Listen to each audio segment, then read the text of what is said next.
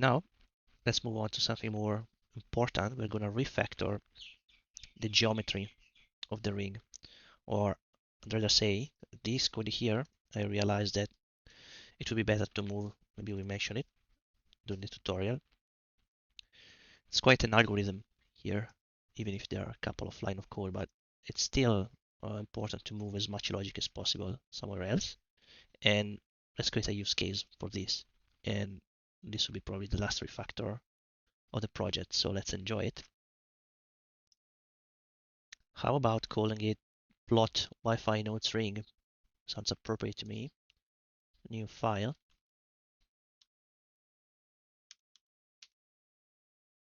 And then, same as we did before, we're gonna export it, the class.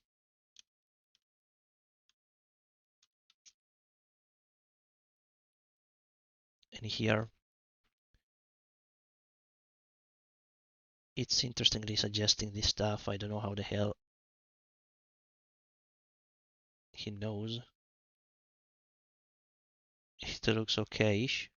Let's grab it, and then let's see how it goes. We have to fix it for sure, because the fact is that we just want this class to be minimalistic and contain the plotting coordinates. We don't want any reference to SVG at this stage. So let's clean this thing. Let's proceed incrementally with this.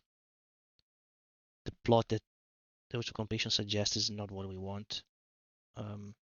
Let's remove it, because as mentioned, this is trying to use directly the SVG. We want a minimalistic method like that, which is getting the coordinates for the center of the node.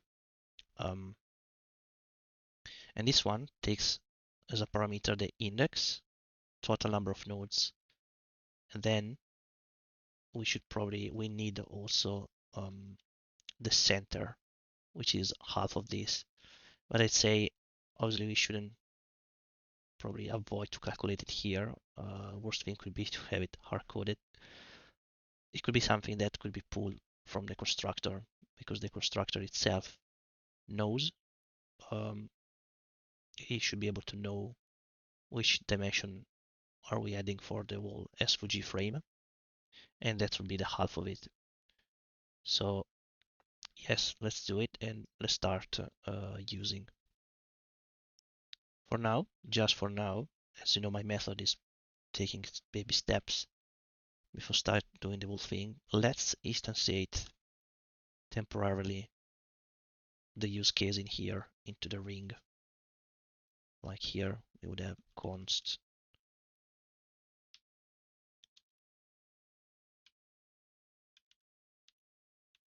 Wi-Fi ring use case, and then equals new. Should we call it? Did we call that as use case?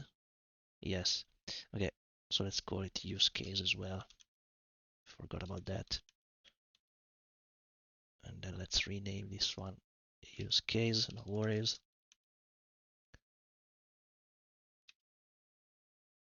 Okay, he's getting it.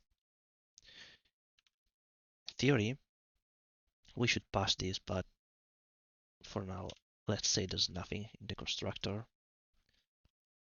And here, now that we have the instance, we can call it and get back x and y. So what we want is to get rid of these three lines of code, really.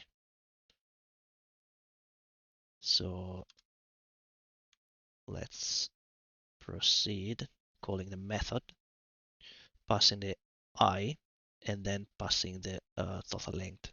What we get back is x and y.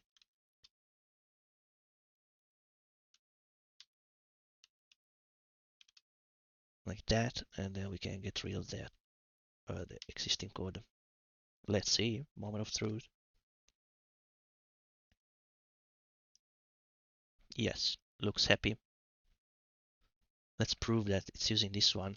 Let's center it maybe 200. This is gonna be, yeah, you guys see it moved. Fantastic. So now this is centralized.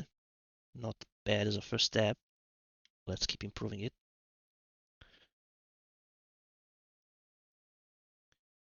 We have these 4 guys to be dynamic, essentially. I feel like all 4 of them should be variable for the constructor. So let's call it maybe x center, like that, offset, which is gonna be a number, and then we're gonna have the y center offset, and then how about calling this 250? It's the radius of the ring, so it's just a single parameter, ring radius. It's gonna be a number, and this is gonna be a number,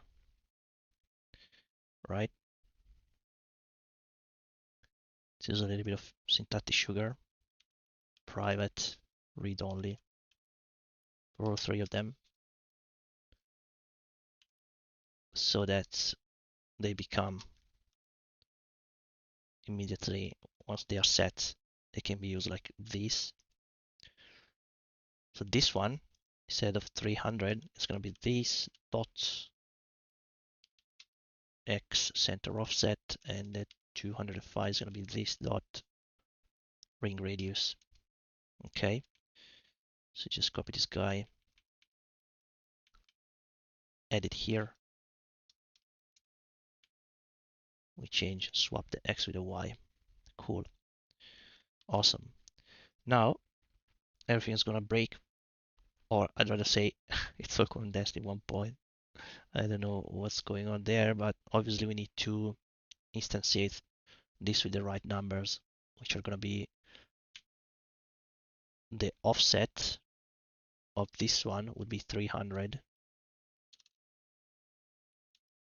and then we have 300, and then we have, I think it was 250, the radius.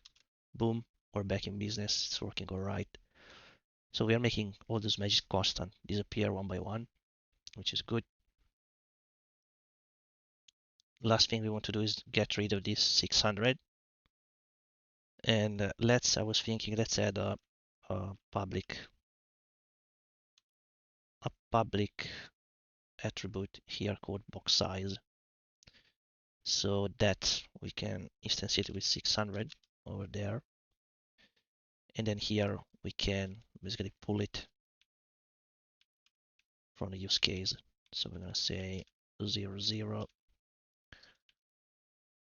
of course, but then we want to pull from the plot box size like that. We'll repeat it twice. Hopefully it's going to work. Yes, awesome. Perfect. This is great. So how can we guarantee that everything is going to work except reloading? We have tests, so let's run them. Let's run the end-to-end test as well as the unit test. Let's do it straight away. npx Cypress open.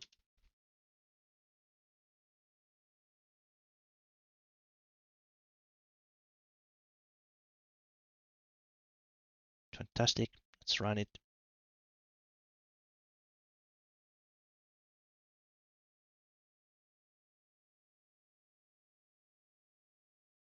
Funny thing is failing because it's checking the dashboard, but I changed it to uppercase.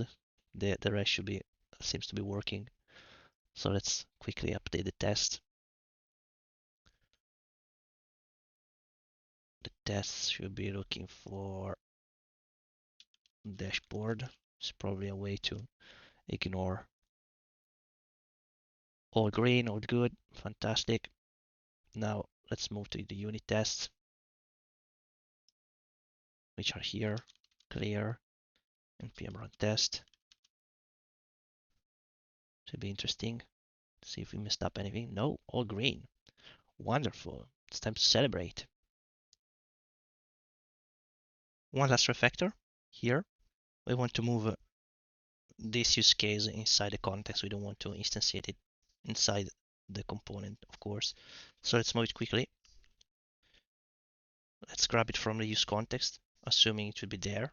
And then on the node context, we're going to see instantiating that, exposing the provider, adding that in the interface, and initializing that as empty, and then creating the instance inside the context itself. Cool. Let's quickly test. Fantastic. Seems to be still working. Perfect.